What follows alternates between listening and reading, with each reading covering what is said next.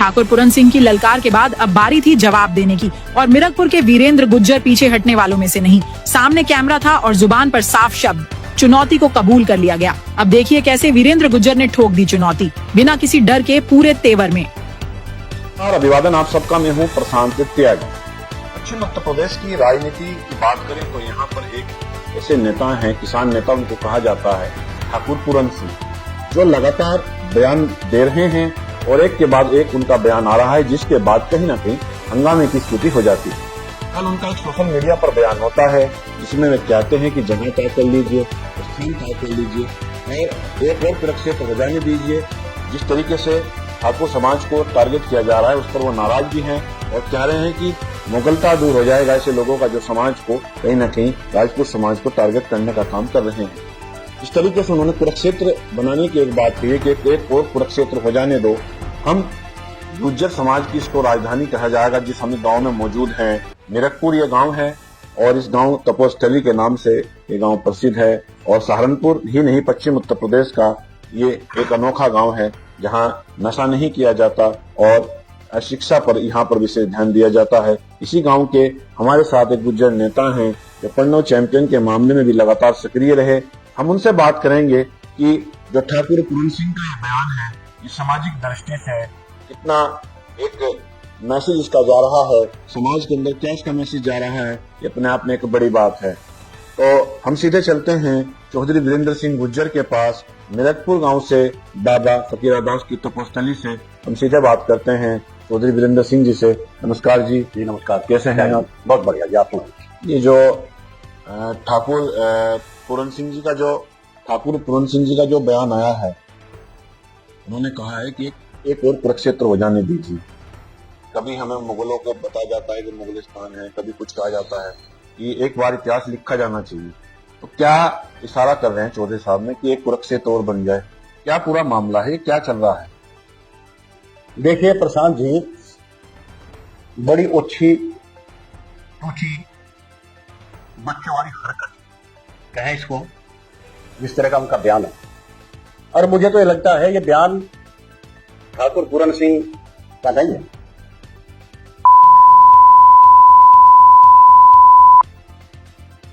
उन्होंने इनको पूरी छूट दे रखी इस तरह की, और कई हरकत करी इसने। ये बार बार इसी तरह की हरकत कर रहा है। पीछे ये दिखा भी दिया सी भाजपा में रहते हुए अरे पे जो यहाँ पंचायत नीति से नौड़ते मार है हमारे सहारनपुर की, रघुकुल रीत सदा चली आई, प्राण जाए पर वचन न जाए। और इन्होंने ये कहकर कि भाजपा को हराना है के इशारे पर भाजपा को हराने का काम किया। आप बड़ा गंभीर आरोप लगा रहे हैं, क्योंकि उस समय अगर आप देखा जाए तो चौधरी प्रदीप सिंह कैराना लोकसभा से आ रहे थे, बालियान जी मुजफ्फरनगर सीट से आ रहे थे और सहारनपुर से राघव जी आ रहे थे।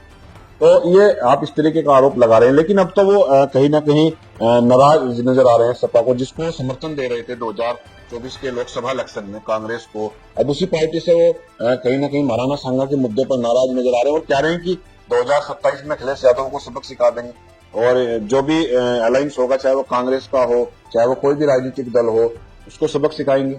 उस बारे में आपका क्या कहना है? मेरा कहना सिर्फ यह है, जो बार बार वो इस बात को कह रहे हैं, हनुमान बेनीवाल के लेके करनी सेना, करनी सेना जो इन्होंने राजपूतों ने करनी सेना बना रखी है, और एक ये अनंत ठाकुर, ये सबके सब इकट्ठे होकर यहाँ देश को दबाना चाहते।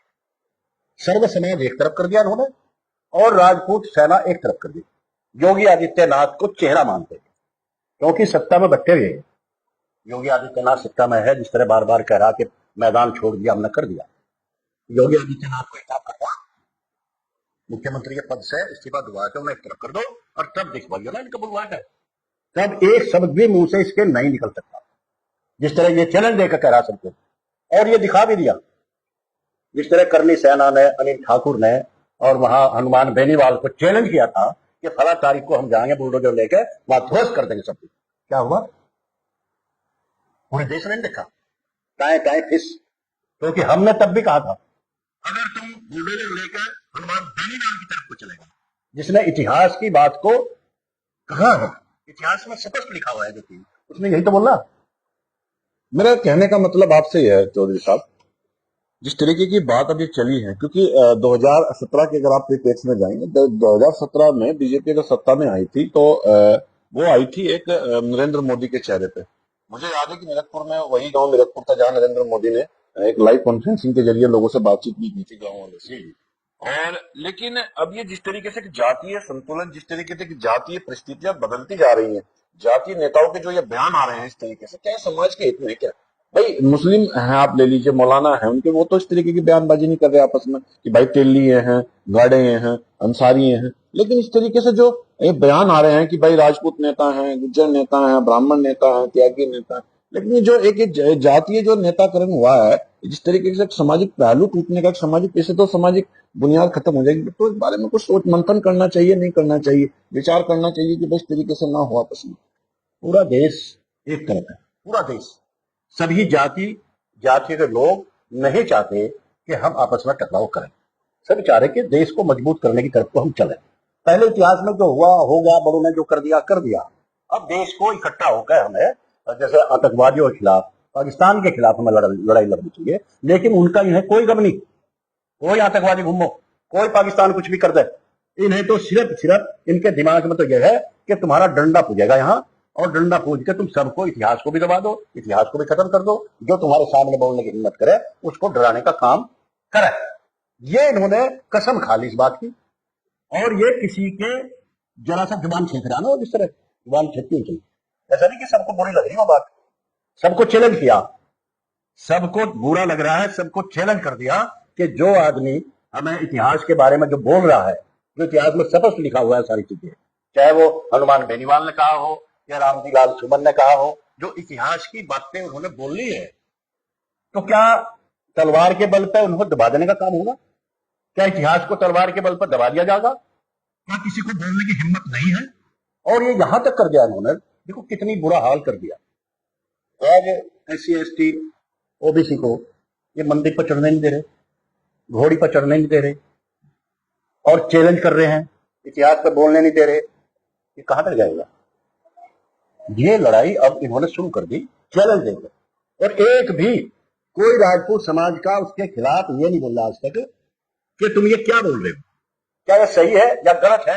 मेरा आपसे एक सवाल है, 2024 में इन्होंने, पूरन सिंह जी ने ही लोकसभा चुनाव में सपा कांग्रेस को गठ को समर्थन दिया था। अब 27 में ही उनको हराने की बात कर रहे हैं, तो 24 में जिताना, 27 में हराना, मतलब ये क्या खेल है? पूरा तरीके का समीकरण क्या है? सब खेल, पूरा खेल उसके इशारे पे ही, इशारे पे लोकसभा में जितनी सीटें हरवाने का काम किया है वो ये अनिल ठाकुर जैसे ने किया है, कर्मी सेना ने किया है, टोटल के माननीय प्रधानमंत्री को किसी तरह से हम निपटा दें, ये सबके सामने है। आप, मेरा आपसे सवाल है, भाजपा नेता भी आज समय आप भाजपा में है या नहीं है बताओ? हाँ, देखो मैं भाजपा में था, लेकिन जिस तरह मुख्यमंत्री के द्वारा, माननीय मुख्यमंत्री के द्वारा जब से हमारे गुजर नाम पे काला खोपने का काम किया मुख्यमंत्री, तब से, जब से हमारे 73 लोग वहां हमारे शहीद हुए, आज तक इंसाफ नहीं मिला। राजस्थान में गोलियों से शूट किया, वो भी मुख्यमंत्री का काम, भाजपा सरकार का काम था। जिस तरह से अभी लंढेरा रियासत में एक अभिनय से विधायक के द्वारा लात मारने का, आग लगाने की बात करी और उसे सपोर्ट कर लिया एक विधायक को, और उसको जेल में डाल दिया। जिस तरह से हमारे एक विधायक, जो भाजपा का विधायक है, वो क्या नाम उसका, नंदकिशोर गुर्जर, राम यात्रा निकाल लगा और उसको एक अधिकारी ने अपमानित करने का काम कर दिया। इस तरह का केस किया, वो मुख्यमंत्री के इशारे पर हुआ था। तो तब से हमने कहा कि भारतीय जनता पार्टी योगी आदित्यनाथ का इलाज नहीं कर पा रही, इसलिए हमने भाजपा को छोड़कर अपनी नई पार्टी पथिक जनशक्ति पार्टी का गठन करके, उसका मैं राष्ट्रीय अध्यक्ष हूं, और उसका पार्टी को हमने चलाने का काम किया है। क्योंकि हमें किसी पार्टी, चाहे वो कांग्रेस हो, सपा हो, बसपा हो, उनसे सिद्धांत हमारे नहीं मिलते, उनसे विचार हमारे नहीं मिले, इसलिए अपने विचार अपनी। मेरा आखिरी सवाल है, जिस तरीके से वो कुरुक्षेत्र बनाने की बात कह रहे हैं, कुरुक्षेत्र एक और कुरुक्षेत्र हो जाने दो, तो उनका इशारा किस ओर है? क्या कहना चाह रहे हैं? मतलब उसका इशारा है क्या? उनका इशारा सिर्फ यह है कि जो इतिहास में है, इतिहास को कोई सच्चाई सामने ना लाए, तुम्हारी ताकत है, तुम ग्राहक है, जिस तरह से लोगों का मुंह बंद कर दें, उनका ये इशारा है। अब सारी सच्चाई इतिहास के सामने आने जा रही है। वो चैलेंज करने के आप चैलेंज एक्सेप्ट करते हैं? चैलेंज एक्सेप्ट करते हैं, हम चैलेंज एक्सेप्ट करते हैं। बैठ के इतिहास के बारे में बात कर ले। जो कह रहे कि हमें इस तरह से कह रहे, वो इस तरह कह रहे, मुगल पूत कह रहे, फला कह रहे, हमने लड़कियां दी हैं, इस तरह कह रहे। हम बार बार, हम अब भी आपके चैनल के माध्यम से कह रहे, बैठ लो, इतिहासकार को बैठा लो, सबको बैठा लो, जो बुद्धिजीवी है उनको बैठा लो, बात कर ले।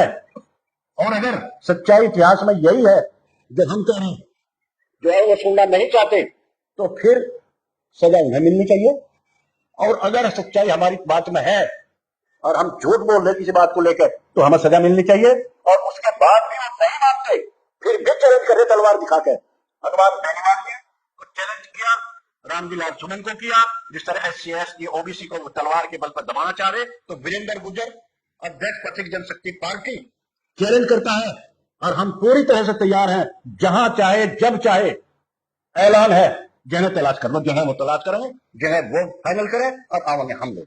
धन्यवाद। ये थे हमारे साथ चौधरी वीरेंद्र सिंह, जो सीधे सीधे ठाकुर पूरन सिंह को चैलेंज दे रहे हैं कि आपका चैलेंज स्वीकार करते हैं, किसी भी मुद्दे पर आप बात कीजिए, जगह तय कीजिए, हम आने को तैयार हैं। तो ये जो पश्चिम यूपी में ठीक पंचायत चुनाव से पहले और विधानसभा चुनाव से पहले एक बार फिर ठाकुर और जो गुज्जर वर्सेज ये लड़ाई शुरू हुई है, क्या ये मुकाम तक पहुंचेगी, किस मुकाम तक ये पहुंचेगी, अपने आप में एक बड़ी बात है।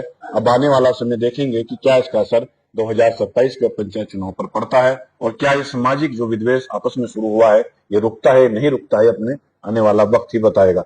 निष्पक्ष खबर के लिए गोरखपुर गांव से प्रशांत त्यागी की रिपोर्ट।